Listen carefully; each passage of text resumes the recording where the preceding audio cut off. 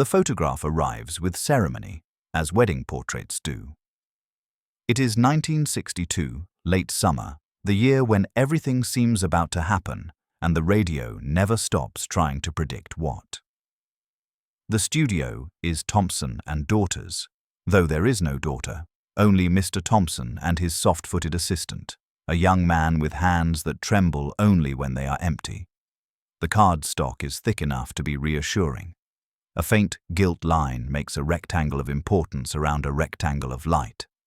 On the back, someone has written in blue fountain pen, "Eleanor and Jack, St. Martin's, September 8th. Below that, a flourish that means forever, but will do, in a pinch, for luck. At first glance, the portrait behaves. The bride stands to the left, veil falling from a headpiece that looks like a crown learning humility. Her dress has sleeves that taper to points on her wrists, the exact style ladies' magazines insist will remain in fashion until at least Christmas. She holds lilies as if they might leap, and she has arranged her mouth into an expression that photographs interpret as joy and sisters recognize as determination. The groom is a clean geometry of black and white, boutonniere pinned like a confession. He rests his hand lightly on the back of the chair where his new wife is meant to sit in 15 minutes, during the shot with grandparents and 3 aunts and the cousin who will blink. In the background, a pair of draped curtains, studio curtains, their folds too obedient to be domestic, frame a window. Outside the window, afternoon insists on itself, bright as the future. Everything is in place, the dress that cost more than anyone mentions, the tie that has been practiced, the ring that looks better on film than on fingers. You might put the picture down at this point and let it be what it wants to be, proof. Except the eye, treacherous and trained by generations of survivals to go where it is not summoned, keeps returning to the window. Behind the bride's shoulder, between curtain and glass, a figure stands. At first you think shadow, then a trick of the lens, the way reflections lean toward complexity when you ask them to be simple. But the shape will not become furniture. It is a person, though the light has not granted a face. A dark suit, a pale oval where a face ought to be, a hand. Yes, a hand, raised near the chest as if in greeting or warning. The lines of the shoulders are plain, a little sloped, like a man who has taught himself to be smaller than his wanting. Once you notice the figure, the picture refuses to quiet. The bride's eyes, which you had decided were meeting the lens, seem now to be looking a hair to the left, where glass would show her what it shows you. The groom's smile is caught between one sentence and the next. There is no alarm. People in photographs hide everything they can. But there is a tension in the fingers, a whiteness, a readiness. The window is a pane of invitation. The figure, a refusal to accept that invitation politely. Who is he? The family story, as it grew in the years after the wedding, offered a few candidates. There was the cousin who came up from Ohio unexpectedly and found the church too crowded for his pride. He might have skulked outside, smoking as men who carry their own weather through towns sometimes do. There was the parish handyman, Mr. Ricks, who wore suits to dress the hymn books on feast days and believed a brim held in his hands could serve as an apology for almost anything. There was, whispered once and then withdrawn, the soldier Eleanor had written to in 1959, whose letters had a carefulness about them that made her mother suspicious. He had shipped out for a second tour and not come back. No one supposed he could have come to a wedding 2 years after his last letter, already written against Miles, already addressed to a house that would not call him back in time to join it. No one supposed a dead man would stand in a window and raise a hand toward a life that did not have a place for him any longer. The bride and groom themselves did not offer names. "It's the way light behaves," Jack would say, if pressed, as if physics were a father-in-law best placated by precision. A double exposure. Thompson's good, but he is not perfect. Eleanor would smile the kind of smile brides learn the week they become wives, the one that agrees to end a conversation while keeping the truth intact, folded, ironed, tucked in a drawer. The photograph lived on the mantel of their first apartment, the one above the bakery that woke them each morning with a warm, yeasty insistence neither of them resented. The figure in the window became a family test. Do you see him? Some did, immediately. Some only after someone traced the air with a finger and said, "Here." A few, these were the ones Eleanor liked best, said nothing and stared for a long time, then changed the subject because they had learned early that silence allows certain truths to survive. They had a child, a year later. Ruth, dark-eyed, impatient, a person who treated sleep as a rumor. They moved to a small house 2 blocks from the church in the portrait, where the wind knew the steeple well enough to play with it. They practiced being a family with the devotion people bring to skills they want to master, then realized that mastery is not what is asked. The portrait moved to the hallway because the mantel preferred the soft boast of school pictures and Thanksgiving. There, outside the bedroom, the bride and groom watched the years go by. Jack's hair deciding to retreat in a gentlemanly way, Eleanor's dresses learning to be simpler and more comfortable in their own correctness, Ruth learning to spin in hallways with a headband on like a halo that couldn't decide which direction to keep. The figure in the window stayed. Ruth learned the figure the way children learn the rules a house does not say out loud. She knew better than to ask what a child tone wants to ask. Who is that? Where did he go? She invented him instead. In her version, he was a guard angel too polite to sit at the table, who checked the window for storms. Sometimes he was a cousin who lingered until the last minute, in case someone wanted a witness. Sometimes a stranger who had come for directions and stayed long enough to become an omen. After nightmares, she would stand in the hallway and stare into the glass until she convinced herself that the figure was not looking at her, but past her, towards something that had nothing to do with her. As Ruth learned to place the picture inside a private story, the world outside the frame insisted on telling public ones. In October, the radio said the word missile in a way that made adults pretend not to listen. In November, the television said the word Dallas in a way television had never said any word before, and the country, which had learned to light its own cigarettes and pack its own lunches and keep its own secrets, began to look at windows differently. The portrait's figure did not change his posture. You could not tell whether he already knew what grief would look like when it learned the taste of cameras. If the story were simple, this would be the moment a relative confessed in a letter that the man in the window was so-and-so, beloved and flawed, sneaking a glance at the girl he had not been brave enough to keep. But households rarely keep gifts like that wrapped for years. Instead, what they keep are rooms, and the sounds rooms learn, and the way a hallway bends light at odd hours, and the habits a picture teaches without announcing that it is teaching them. Eleanor avoided the portrait on certain days. She would dust left to right along the hall, pass the wedding without stopping, and dust the rest as if the rectangle were an alcove occupied by someone napping. Jack, who had not been afraid of anything he could carry in his hand since Korea, began to sleep with a small radio on low, a station that played Sinatra and Perry Como, the men who promised ordinary happiness if you could learn to let the ordinary be enough.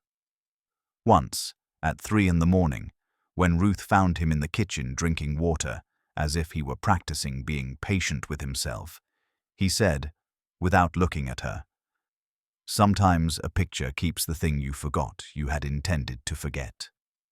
She nodded, because there is no good answer to that sentence, except to grow older. When Ruth was 8, a new pastor came to St. Martin's, Father Donnelly, young enough to believe he could reorganize grief, old enough to have learned not to promise too much. He visited the house because that is what pastors do in the first weeks, to map the flock and the kitchens that would feed him when he became the kind of tired that doesn't know where to live. Eleanor offered coffee on the good sauces and a plate of cookies she pretended she had not bought. Father Donnelly admired the school pictures and the embroidered motto Ruth had done with too many knots in the back. Then, in the hallway, he stopped at the wedding. "That's a beauty," he said with clerical sincerity. "It does the job," Eleanor said. "It proves we tried." He leaned closer. He tilted his head. The soft hair at his temple registered a draft he would mention later in the vestibule to the building committee. "And him," he said, the way an Irishman says a small astonishment, without letting it rise. "You have someone looking after you." "Do we?" Eleanor asked. It came out sharper than she meant. He studied the window again. "Priests learn to see too much and say little about it. I'll tell you what I tell the 8th graders, he said finally. "If it makes you kinder, keep it. If it makes you afraid, bring it to confession." He smiled. "And if it's just a trick of the light, turn on another lamp." Years later, when she told the story, Ruth would swear that conversation loosened something in the house, as if the air appreciated being recognized as a collaborator. In 1971, Mr. Thompson died and the studio closed, and the city, which loved tidy endings, held an estate sale. Ruth, now in high school, went down on a Saturday with $2 and a curiosity she pretended belonged to someone else. Cardboard boxes lined the floor. Old backdrops leaned against the wall, their painted columns admitting sheepishly that they had always been lies. On a workbench, sheet after sheet of negatives slept translucent in paper sleeves, like moths in cocoons. She did not expect to find anything of theirs.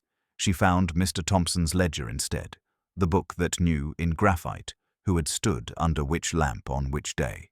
September 8th, 1962. Riley.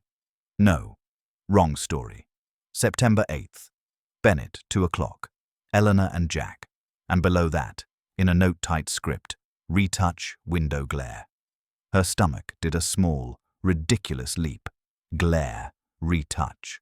The words reached for each other and fell short. Not because they were lies, but because they were not enough. She bought the ledger for a quarter because the woman at the table thought it was only paper. She carried it home and set it on the kitchen table like contraband literature. "Retouch," Eleanor said when Ruth showed her, rolling the word around as if checking its taste. He tried. She closed the book. Let him have his kindness. "Who is it?" Ruth asked, because there are days when the question is an obligation. "In the window." Eleanor considered her daughter's face, which had learned the shape of questions from her own. "Do you remember the name William Gerhardt?" she asked. "I've heard you say it like you're trying not to say it," Ruth answered honestly. "He worked with your father after the war," Eleanor said. "He had a way with figures and a way with people, both pleasant. He drove a Mercury that fought the idea of a right-angle turn. He asked me to marry him when Jack and I were on a break, for a minute, 5 minutes, 18 months before we came to our senses." She smiled. I said no, because the no was already there, waiting for a voice. She looked down at her hands. He went away, and then he died. Not in a war worth a parade, in a crash on River Road. I sent lilies to a funeral I did not attend, and I put the card in a drawer, and I decided to grow a life that made him a kindness he would not be required to acknowledge. "You think it's him?" Ruth said. "I think I have eyes," Eleanor said softly. "And I think they are not wrong as often as they are made to be." Did Dad know? He knew what he needed to know. She smiled without letting it loose. Jack has never asked for a photograph to tell him anything. He prefers his truths to look him in the face. That night Ruth dreamed of a window that insisted on staying open and a hand that never stopped being raised in gentleness. She woke and learned a new thing, that sometimes haunting is only a place where love cannot decide how to organize itself. Time did what it promises and threatens. Ruth married a man who liked his coffee strong and his apologies immediate. They had a boy, and then another boy, and then a girl who would grow up to be left-handed and opinionated about the placement of lamps. The wedding portrait moved to a new hallway, and the figure in the window moved with it like a rumor that refuses to die, because secretly it is keeping the town honest. It acquired in family law a title, the gentleman. "Does the gentleman still keep watch?" cousins would ask, half mocking. He did. On certain afternoons, when the sun took the long route across the house, the figure's edge sharpened and the hand became a hand again. On wild winter mornings, the window whitened with frost and the gentleman faded, as if weather could persuade the past to be respectful.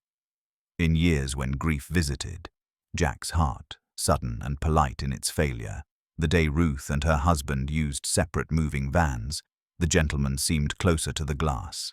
In years that were merely complicated, he kept his distance. If this sounds like assigning meaning to a spill of light and the slope of a shoulder, that is because families are machines for making meaning out of whatever is available. The miracle is that sometimes the meaning holds. In 1993, after Eleanor slipped into the quiet no one learns to enter gracefully, Ruth brought boxes from her mother's closet to her own dining table. There, among the gloves that looked like manners and the letters that looked like the first drafts of forgiveness, she found a small envelope in Mr. Thompson's hand. For Mrs. Hill, Eleanor, it read in the same careful ink that had labelled all the other clients' hopes. Inside, a second print of the wedding portrait, unmounted, untrimmed, with pencil marks in the margin around the window, a rectangle drawn, an arrow, the words "glare here." It made Ruth's breath catch. She laid the new print beside the old. In the new one, the figure in the window was unmistakable. The jacket's lapels were sharper, the face's paleness more particular. A cuff. The hand clearly up, as if greeting. If you stared long enough, you could imagine a mouth softened by a certain kind of apology. She took both prints to the kitchen and called her older son, because he was the kind of person who had patience with ghosts, even if he did not believe in them. They sat with coffee and made the kind of inventory families mistake for bravery. "Mom," he said after a while, "you're not going to like this solution, but what if it's simply someone outside? A guest? The driver of whoever dropped them at the studio? A man who stepped into the reflection by accident and then stepped out, innocent as a man can be, who has been turned into a century's rumor?" "It might be," she said. She meant it. The thought relieved and angered her in the way that certain reasonable answers do. Or it might be that there is a kind of truth that prefers to be carried in a figure rather than in a story. The thing I cannot be rid of is the hand. Whoever he is not accusing. He is asking permission to stay. When Ruth's daughter Claire was 12, the same age Ruth had been when the priest made the air kinder, she snuck the second print to school in the pocket of her 3-ring binder. The class was studying the evolution of visual media, which meant watching newsreels and then pretending they had learned something about the soft tyranny of narrative. Claire waited for the moment the teacher trusted them to handle paper. She laid the photograph on her desk and leaned toward the boy who sat beside her, a quiet person with a talent for building bridges out of pencils. "Do you see him?" she whispered. He did. He put his finger in the air, a millimeter above the glass, so as not to smudge what did not belong to him. "There," he said. "He looks like he is late for the part of the story where he matters." Later that year, when a classmate's father didn't come home and the school learned how to walk softly in hallways, Claire took the photograph to the girl's house and held it up to the light in the kitchen while casseroles made the idea of mercy sticky. "There," she said, and the girl nodded, not because she believed in apparitions, but because sometimes you need a human outline to carry the shape of what you can't bear to say. "He isn't mean," the girl said, a sentence as important as any prayer. The picture stayed another decade, then 2, the corners of the mount rounded with years, the gilt line thinned. The figure in the window learned the moods of generations. If you want to call that haunting, no one will stop you. If you want to call it the work photographs do when they are asked to keep a family's secrets for them without demanding complete accuracy, that will also do. It wasn't until after the turn of the century that the last piece arrived, in a manila envelope that looked like all bureaucratic apologies do. Inside was a letter from the city archive, typed institutional, yet with the faint human warmth that slips into any task that involves finding the exact page a stranger needs. Claire had written for copies of permits from 1962, curious whether the studio had filed work orders that day. She had inherited the ledger habit from women who kept homes upright with arithmetic. The archivist, who evidently enjoyed overachieving, included a photocopy of a note from Mr. Thompson to the parish office at St. Martin's. Windows in sacristy to be kept unlocked for ventilation. Wedding parties may use side path for convenience. Beneath it, a list of names, in a column, neatly, of the ushers assigned to Eleanor and Jack's day. Third on the list, William Gerhardt. Claire carried the photocopy to her mother and set it beside the photograph. "He was there," she said. "Not dead yet. Or not gone. Not the way we thought." Ruth, who had learned to welcome evidence without letting it take over, nodded. "Then the story is no longer a rumor," she said. "It is a courtesy." It invited him to see us through a pane. Perhaps he came because he was that kind of person. Perhaps he raised his hand to say he understood that the pain would remain. "What do we do with it?" Claire asked. "What we have always done," Ruth said. "We place it on the mantel until it becomes less unbearable, and then we place it in the hallway, where our throats learn to pass it without hurting." One winter afternoon, Ruth drove to the river road, parked where the shoulder offered a place for grief to take a breath, and sat with the engine off until the cold offered her its honesty. The river was a color that does not translate to any paper. On the opposite bank, someone had painted a red square on a rock, as if to remind the eye that color is permitted even where endings occur. She thought of the gentleman in the window, of the hand, of the retoucher's pencil, making a rectangle and writing "glare" here in the margin, as if glare were a character that could be asked to leave. She laughed once, the kind of laugh only the cold hears and cherishes. On the way home, she stopped at St. Martin's and walked the side path past the sacristy window, which was newer now, smug with double glazing. She put her palm against the glass and saw, in the faint reflection, the ghost of a hand raised in greeting. It was her own. When she died, no drama, just the clean efficiency the women in her line had practiced. The photograph was the first thing the children agreed on. "It goes with the house," her oldest said. "Or the house goes with it," said another. Both were right. They left it in the hallway. New owners would bring new pictures to the mantel, new school smiles, new Thanksgivings. The house would learn their weather and teach them some of its own, and the wedding portrait would keep doing the work it had learned in 1962, to show joy and argue with it gently, to hold a raised hand a half-inch from history, to remind anyone on their way to bed that not all the company in a life sits at the table. If you are holding a reproduction now, tilt it. Let the light find the pain, find the figure. Take your time. Decide nothing. Then, as night does what it does to rooms, consider the hand. If it feels like a warning, put the picture down for a while. You are not ready to be visited. If it feels like a greeting, learn your own hallway's route in the dark and let the raised hand keep you company. And if, on some unscheduled day, you catch your reflection in a window, and you are older than you meant to be and kinder than you expected, raise your hand back, not to say goodbye, to say, as the portrait has been saying all along in a language no ink can write, "I see you. Go on. I'll stand here a minute longer and keep the window from forgetting what it's for."